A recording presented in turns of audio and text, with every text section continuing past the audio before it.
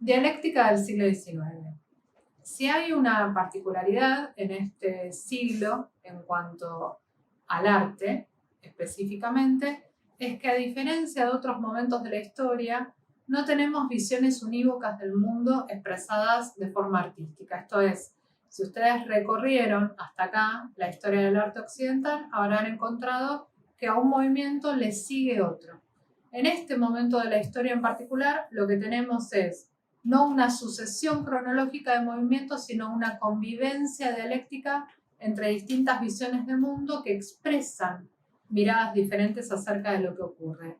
Tengan en cuenta ustedes que en el siglo XIX, en Europa, en Francia en particular, que es el lugar que estamos tomando como referencia, tenemos un momento de crisis porque habíamos tenido los avances de la Revolución Francesa, el inicio, digamos, del proceso revolucionario que va a tardar prácticamente siglo y medio en terminar de consolidarse hasta poder decir que tenemos una república francesa en los términos contemporáneos.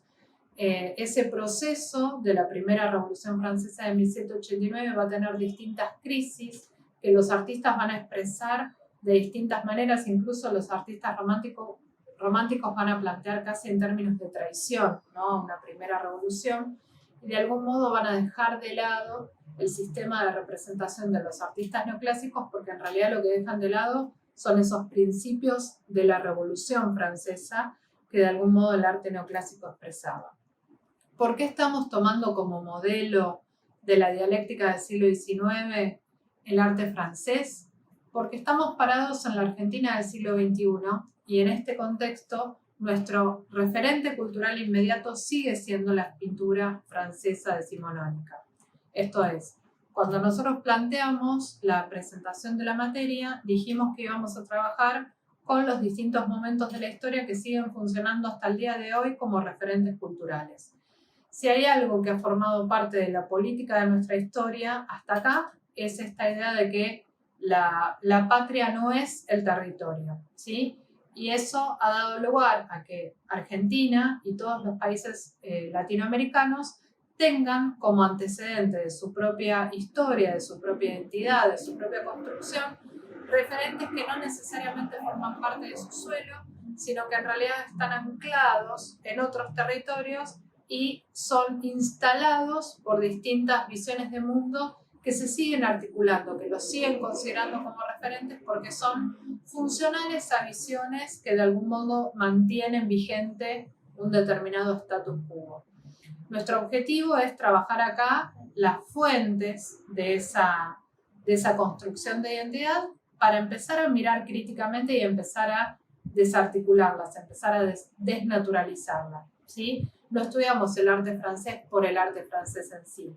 Habrán visto que no es que trabajamos en detalle la vida de los artistas europeos del Trecento italiano. Lo que nos interesa es tomar a esos artistas y sus obras como una referencia para tratar de entender desde dónde seguimos mirando hoy, tantos siglos después, ese momento de la historia que de algún modo nos sigue referenciando. Hacemos mención al arte de la Grecia clásica, ¿sí? Del 400, del 500, de hace 2500 años si quieren, 400, 500, 800 años antes de Cristo, porque nos sigue referenciando al día de hoy. Seguimos pensando la belleza como se estableció, como se canonizó, como se entronizó en ese siglo de oro de Pericles, en ese siglo de oro ateniense. Seguimos pensando los conceptos de bien y de verdad en términos aristotélicos. Seguimos pensando los órdenes clásicos como en ese momento de la historia. Seguimos pensando la idea de proporción, ¿sí? Como si no hubieran pasado 2500 años. Y también seguimos pensando en la representación como si viviéramos en el Renacimiento italiano, y de algún modo seguimos pensando la construcción de los héroes como si estuviéramos parados en el neoclásico francés. Un movimiento que sirvió de algún modo como el brazo visual, el brazo ilustrado de la Revolución Francesa. Así como hubo autores que escribieron la Revolución, los artistas neoclásicos pintaron la Revolución y pintaron sus héroes. Tenemos entonces, desde el punto de vista de la dialéctica del siglo XIX, dos tendencias desde las cuales los artistas fueron trabajando la realidad en sus obras, ¿sí? Tenemos artistas que hicieron distintas lecturas del pasado, por ejemplo. Algunos lo consideraron una fuente de donde tomar información y otros lo consideraron algo a imitar, ¿sí? Pero a imitar de una manera pasiva, diría Argan. Hicieron revival pasivos, es decir, que no se notara que las obras habían sido hechas en el siglo XIX, que parecieran hechas en una antigüedad que cada vez se volvía no solo más referencial, sino más necesaria, que era parte de la identidad de los propios artistas del momento. Así como hay distintas apropiaciones del pasado, también hay distintas apropiaciones del presente, diría Lockley. Hay artistas que requieren ser de su tiempo, que tienen un verdadero compromiso con lo que ocurre, y ese compromiso en general pasa por lo social. Es una de las particularidades del arte romántico, del arte realista, que lo que buscan es expresar el drama humano de la humanidad en general, pero de algunos sectores de la sociedad en particular. Y del mismo modo tenemos este juego que algunos artistas establecen entre la vida y la representación, ¿sí? Este carácter casi mitológico que veíamos en el modo de expresar la vida en el arte neoclásico, que de algún modo se vuelve mucho más anclado en lo cotidiano, mucho más carnalizado en el arte romántico, lo que hace que las obras se carguen de un humanismo distinto. Para poder trabajar los contenidos relacionados con esta dialéctica, ustedes tienen mucha bibliografía en el material de trabajo y tienen en particular el texto de Ursula Hadke, que es una investigadora alemana que desde hace varias décadas fue compilando el trabajo de muchos especialistas. El producto de esa compilación es lo que ustedes tienen reunido en la historia de los estilos artísticos, y allí tienen una serie de obras que nosotros les recomendamos mirar para ir entendiendo ese proceso de transformación dialéctica del siglo XIX, que es el que nosotros seguimos también en el material que les fuimos compartiendo. Allí van a poder ver, por ejemplo, lo que es el paso del rococó, ¿sí? El arte cortesano de fines del siglo XVIII, que de algún modo expresa la última forma del arte propio de las monarquías absolutas, que van a entrar en crisis y que van a dejar lugar al desarrollo de los primeros estados nacionales, ¿no? Las monarquías absolutas del siglo XIX se van a adaptar y se van a volver monarquías parlamentarias en el siglo XIX, o van a dejar lugar a nuevos sistemas de gobierno. ¿Por qué? Porque este siglo XIX, este fin del siglo XVIII, siglo XIX y principios del siglo XX, podemos considerar que es el momento, la era de las revoluciones, dicen muchos historiadores, ¿sí? Estamos viviendo los procesos que van entre la revolución industrial inglesa, la revolución social francesa y las revoluciones sociales que transforman la realidad en Alemania y en Rusia, ¿sí? Y que van a dar lugar a la consolidación de esas revoluciones a fines del siglo XIX y principios del siglo XX, y a la consolidación también de los estados nacionales, ¿sí? La unificación de Italia en 1871, la unificación alemana y finalmente la Revolución Rusa de 1917. Todos esos procesos están en elaboración, si quieren, y tienen un valor, tienen una gran importancia para nosotros como latinoamericanos, porque piensen la relación que tenemos con ese momento de la historia europea.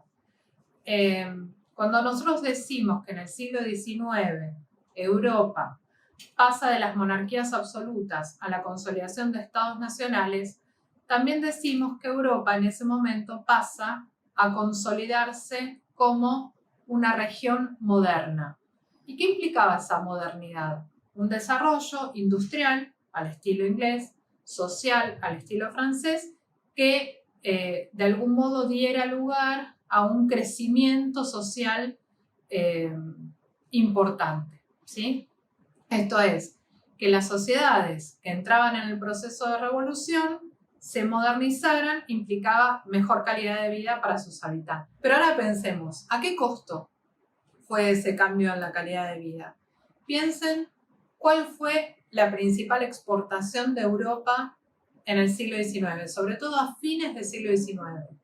¿Cuál fue el principal producto que Europa exportó a América para poder asegurarse ese crecimiento moderno que tanto sentía merecer? Lo que más exportó Europa fueron pobres. ¿Quiénes llegaron a América en el siglo XIX y a principios del siglo XX?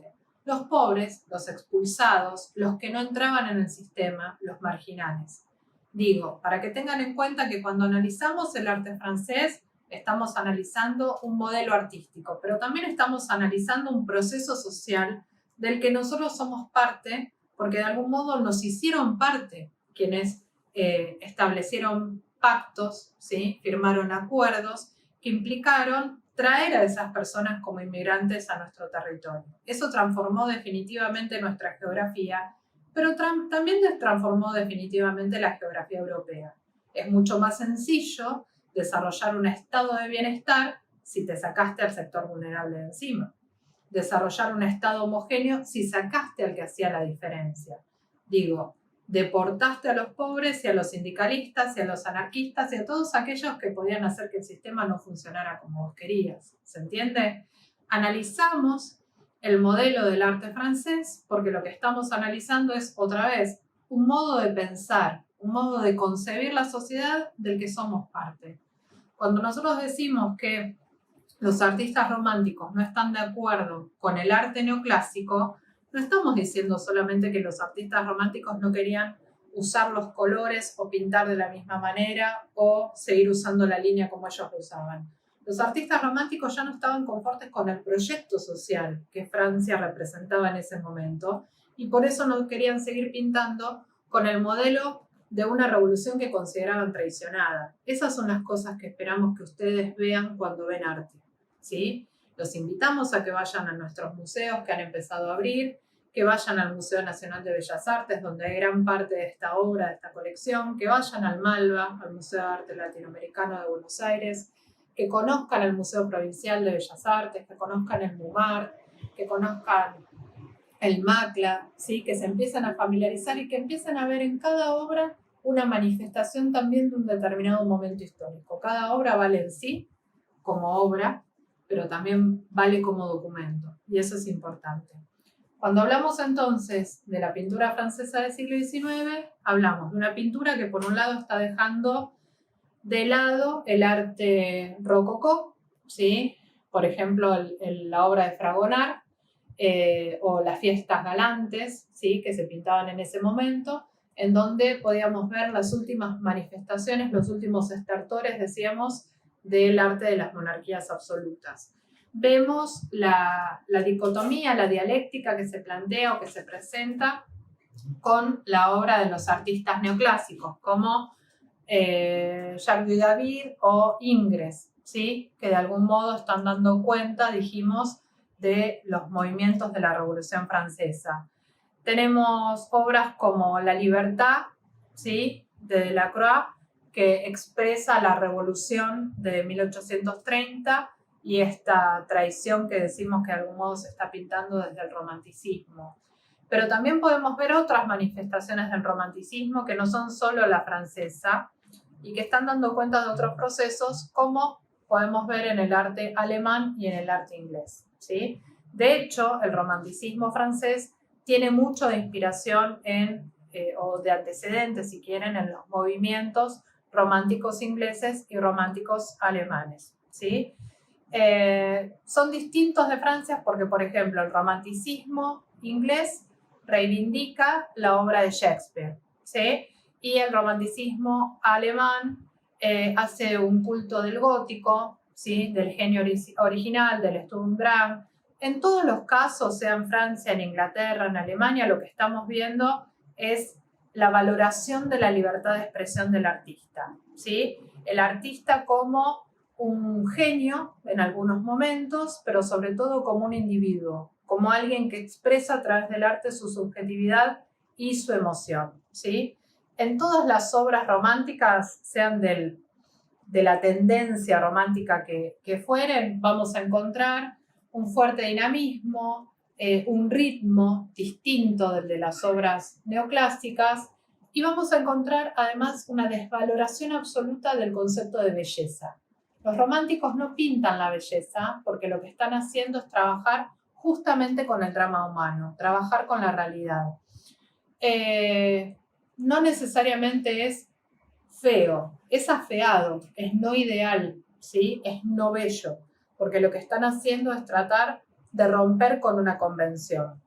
Fíjense, por ejemplo, en el material de trabajo que ustedes tienen, van a encontrar obras de William Blake, por ejemplo, entre los artistas románticos ingleses, que tienen un cierto misticismo, un clima onírico en su trabajo, como el de las hijas de Albión, que ustedes pueden contemplar, muy disímil a lo que sería la obra romántica de Friedrich, ¿sí? Que si la ubican tiene ese caminante entre el mar de nieblas, o tiene las rocas, ¿sí? El Errugen, o tiene los distintos cementerios, que lo que transmiten es una sensación de desolación y además una separación definitiva de esa belleza más cercana a lo sublime, ¿no? Otra vez lo bello y lo sublime, diría Kant. Pero por otro lado, y además de los románticos franceses, tenemos artistas como Goya, cuya obra, de algún modo, supera los límites de lo que podríamos considerar un estilo. Él forma parte de todo el proceso del siglo XIX. En España es un gran opositor al régimen napoleónico que invade territorio español, denuncia a través de sus obras los grandes abusos, las grandes locuras, los grandes delirios que implica estar en guerra, denuncia los fusilamientos, denuncia las torturas, denuncia los sometimientos, las violaciones, las aberraciones que se cometen en ese contexto, y su obra se va volviendo de un carácter sublime, pero sublime terrorífico, ¿sí? De algún modo la naturaleza humana se desborda de manera definitiva.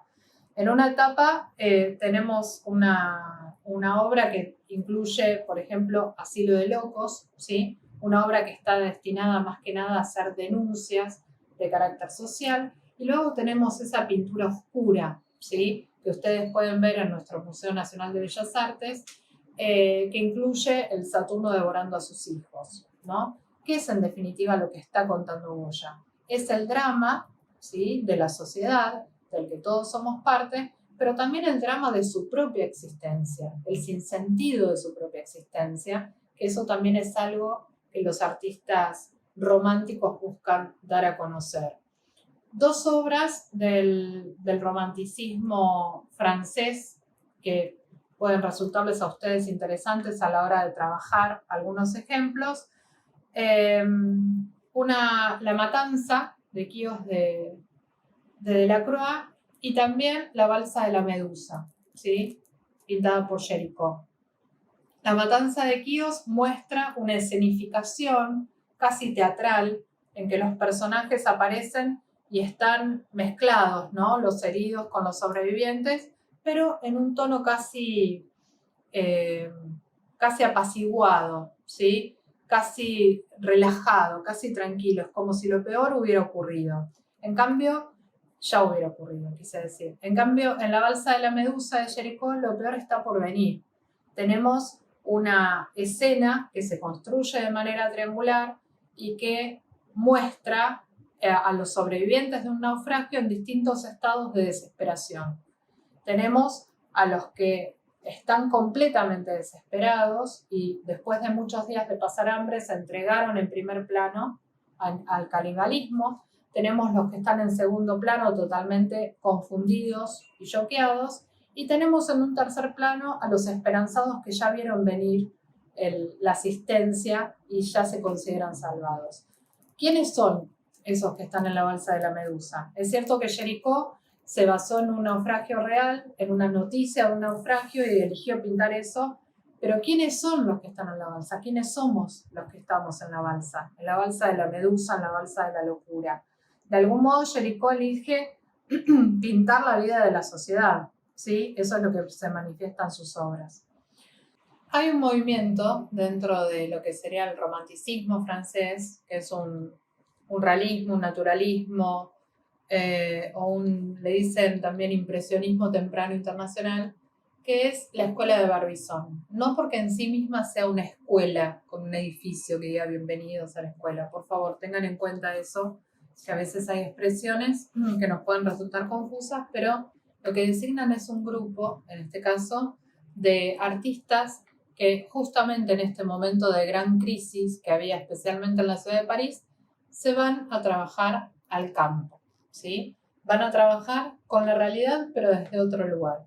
Muy inspirados en lo que es el influjo holandés y también en las obras de Constable, el artista romántico inglés, que realiza una exposición en París en la década de 1820. Estos artistas ven estos trabajos y empiezan a tomarlos como referencia para su propia producción. Ustedes tienen referido en el material una obra de Constable de 1821 que se llama Nubes sobre árboles. Si ustedes ven la obra completa es un detalle de la copa de un árbol y el cielo nublado. No es lo que en otra época nos enseñaban en la escuela como figura fondo, no es el fondo. El árbol y el cielo son los protagonistas en sí. Ese es el verdadero cambio que produce el realismo. Dejar de lado las conceptualizaciones tradicionales para empezar a realizar una búsqueda de su propia expresividad y de sus propios temas. Dijimos que todavía estamos dentro de una espacialidad escenográfica cuando hablamos de realismo, pero tenemos una verdadera transformación temática y tenemos una verdadera transformación de quiénes son los héroes o quienes merecen ser los protagonistas, quienes merecen ser los protagonistas del arte. Dentro de la escuela de Barbizon tenemos como principales representantes artistas como Rousseau, Millet, Dupré, Corot, que lo que realizan es, como dijimos, un arte bucólico, con un clima muy apaciguado, con paisajes, marinas, algunos retratos y muchas representaciones de lo que son los campesinos, ¿sí? La clase trabajadora rural que de algún modo se vuelve protagonista de estas obras. Hay una obra muy destacada dentro de la escuela de Barbizon, una obra de Millet, que es el Angelus, en donde él representa a dos campesinos rezando a la mañana por los bienes en la cosecha, y esa obra fue muy recuperada por otros artistas posteriores, por eso también tuvo un reconocimiento. Artistas como Dalí la recrearon en infinitas ocasiones y otros muchos tomaron, si no la misma escena, tomaron una recreación, porque justamente lo que estamos viendo en este momento es una obra que está marcando un verdadero cambio en el carácter de lo que se estaba contando. Ahora bien, el verdadero embajador del realismo, el artista realista francés por excelencia, va a ser sin lugar a dudas Gustave Courbet. Él va a pintar en 1855 una obra que se va a considerar de algún modo el manifiesto del realismo francés, que va a ser el atelier del pintor, el taller del pintor, que va a ser una obra que va a trascender porque fue rechazada en el Salón Nacional, ¿sí? En el Salón Nacional se destaca a los grandes artistas del momento. Como Courbet no cumplía con las condiciones del salón, se rebeló, se alquiló un pabellón frente al espacio de exposición e inauguró una exposición que se llamaba El Realismo. Ustedes quieren verdadero realismo, quieren la realidad, está aquí, en mis obras. En este taller del pintor, lo que nosotros podemos ver es al artista pintando en el centro de la escena, acompañado de su musa, y de un lado la realidad, aquello que él mira y que verdaderamente es lo que le interesa retratar. Y por otro, todos aquellos que forman parte del sistema y que hablan de él. Los críticos, los mecenas, los competidores, aquellos que de algún modo hacen a la escena artística, pero que no necesariamente están o aparecen siempre manifestados en las obras. ¿Qué es lo que aparece en la obra de Courbet? Aparece un nuevo sentido de la realidad, ¿sí? El hombre está en su trabajo reemplazando a esa naturaleza que veíamos que era protagonista en la escuela de Barbizon.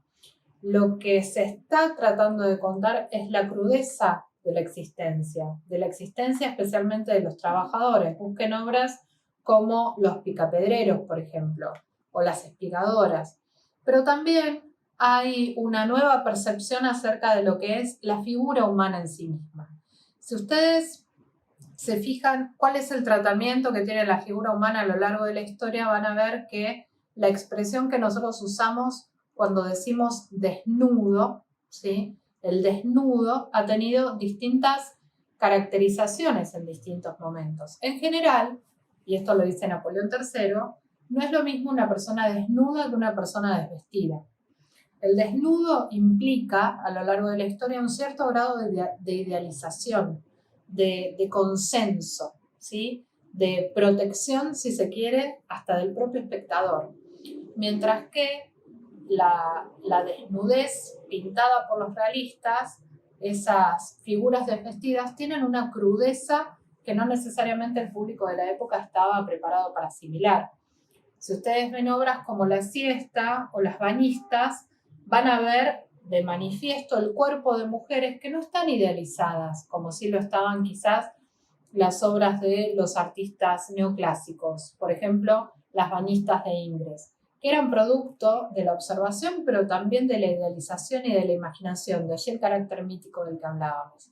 Estas bañistas de Courbet están verdaderamente desvestidas, de hecho, Napoleón las censuró en la exposición justamente porque no tenían ese carácter idealizado.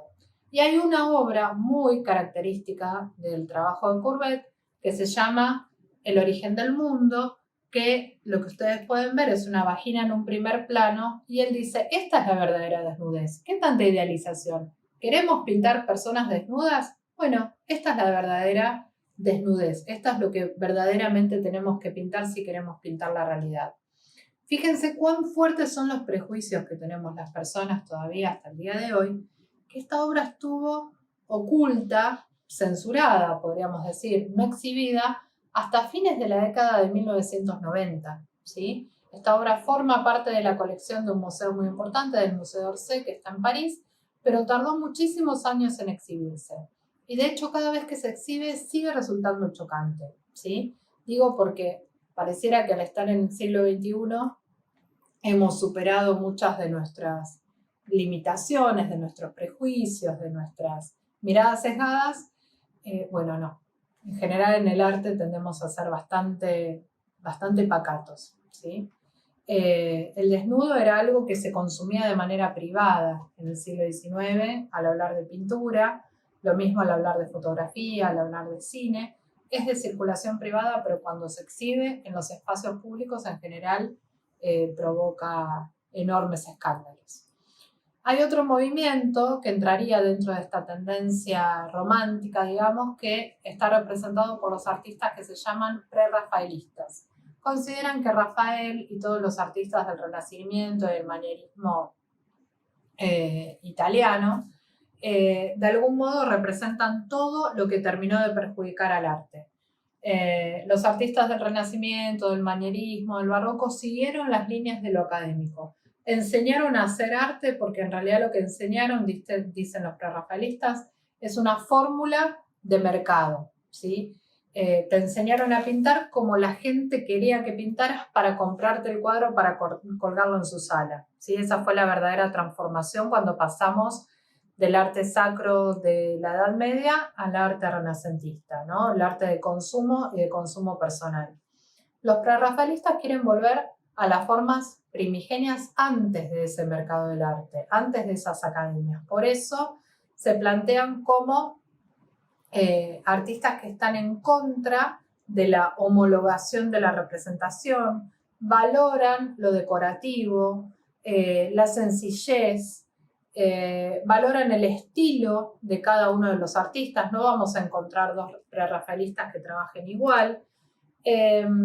Revaloran lo espiritual, ¿sí? Destacan más que nada la especialidad, digamos, de cada uno, el estilo de cada uno, la manera de cada uno, pero también los intereses. Están en contra de cualquier forma de academia, como decíamos, o de homogeneidad de las obras, y tratan de recuperar este espíritu que era propio de los primitivos artistas italianos o los flamencos, ¿no? Del siglo XV. Algunos representantes, algunas obras que van a encontrar ustedes para analizar, tienen la Ofelia de Millet, que se escribe distinto del Millet que mencionábamos hoy. tienen una obra de Hunt que se llama El despertar de la conciencia y tienen también una Beatriz pintada por Rossetti.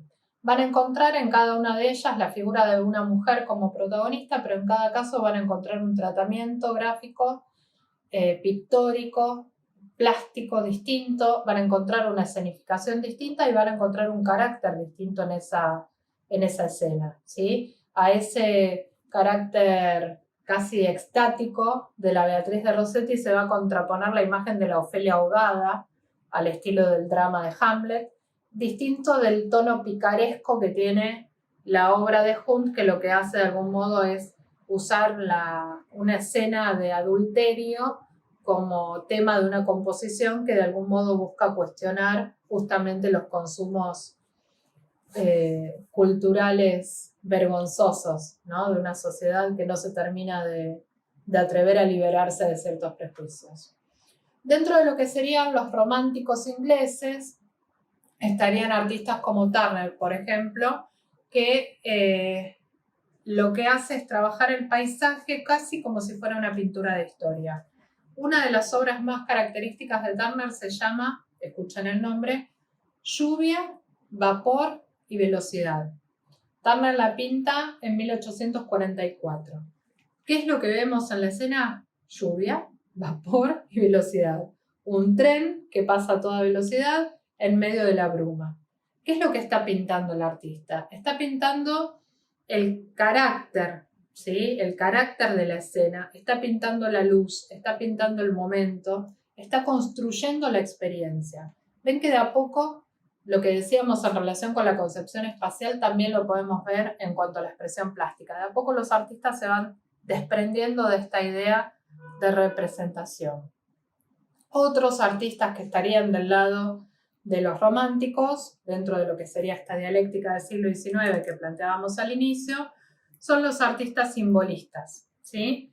Surgen en Francia y en Bélgica. Lo que buscan expresar es una nueva mirada que conecte todas las artes entre sí, que conecte la pintura con la literatura, que de algún modo encuentre la manera de expresar la sinestesia, ¿no? Este carácter multisensorial que pueden tener las experiencias y que la tienen en el lenguaje literario, que permitan conectar todas las experiencias entre sí, ¿sí? De algún modo reniegan de esta idea de que las disciplinas hayan terminado de dividir al arte. Son en definitiva las ideas las que tienen que primar más allá del dispositivo. Otra vez nos encontramos con un grupo de artistas muy diverso que va a trabajar sin tener un estilo unificado.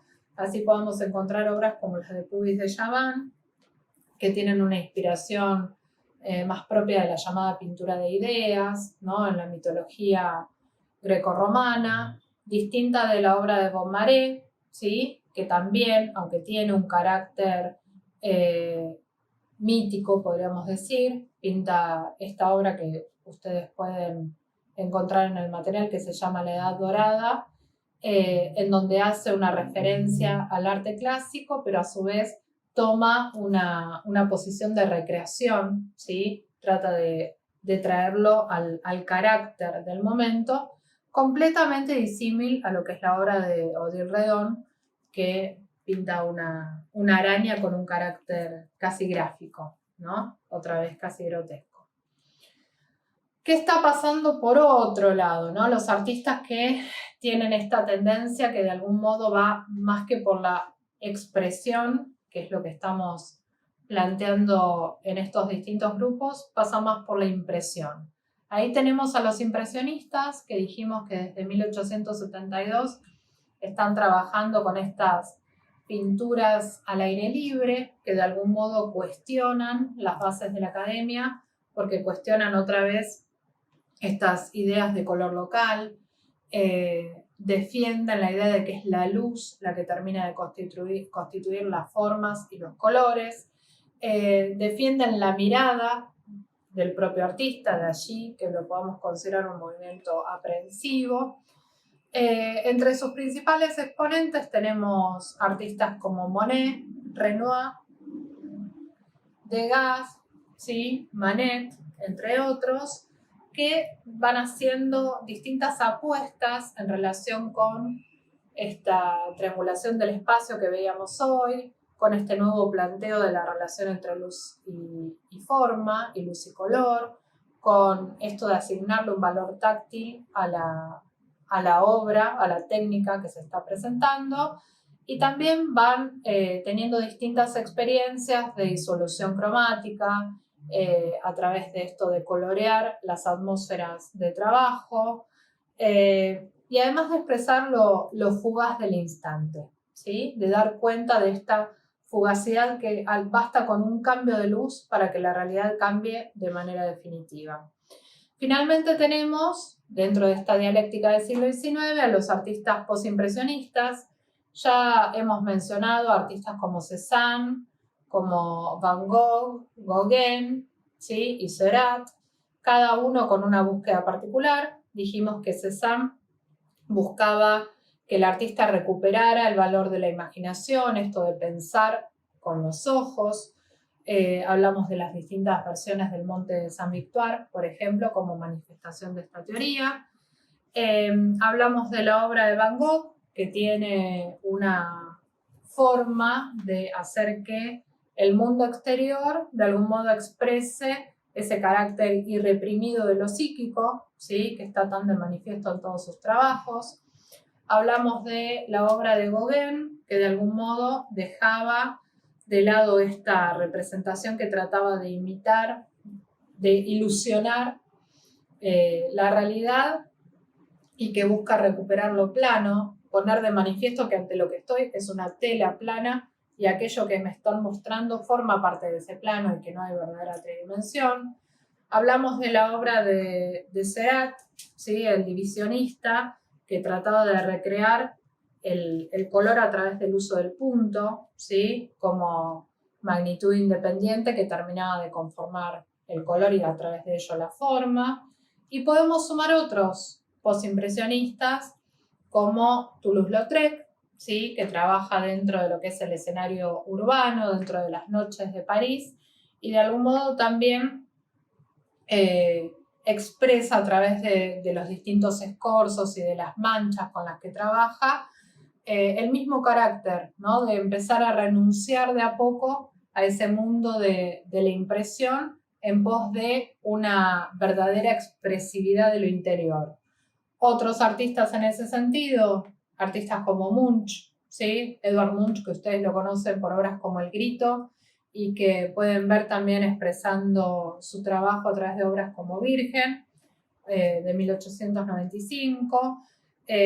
Artistas como Ensor, ¿sí?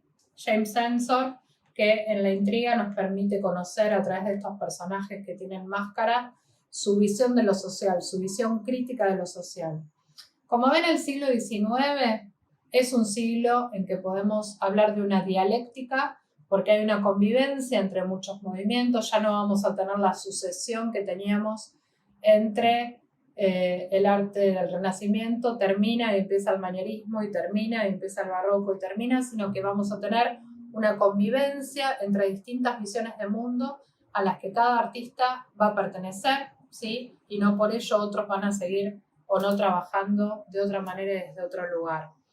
Ese siglo XIX va a ser un siglo caracterizado por esa dialéctica, caracterizado por la crisis, ¿sí? Que va a suscitar este fin de las monarquías absolutas y consolidación de los estados nacionales.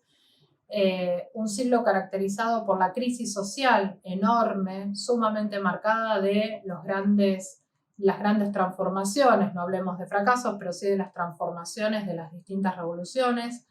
La crisis que trae la revolución industrial inglesa, la crisis que trae la revolución social francesa, la modernización del Estado a costa de dejar afuera a los sectores más vulnerables, y todo eso se expresa en el arte. El arte cambia sus formas porque la sociedad a la que pertenece cambia. Vamos a ver en los próximos encuentros cómo eso da un golpe definitivo a lo que es la sociedad y lo que es el arte, con el desarrollo de las vanguardias históricas en el contexto de las dos grandes guerras mundiales. Nos vemos en la próxima. Muchas gracias.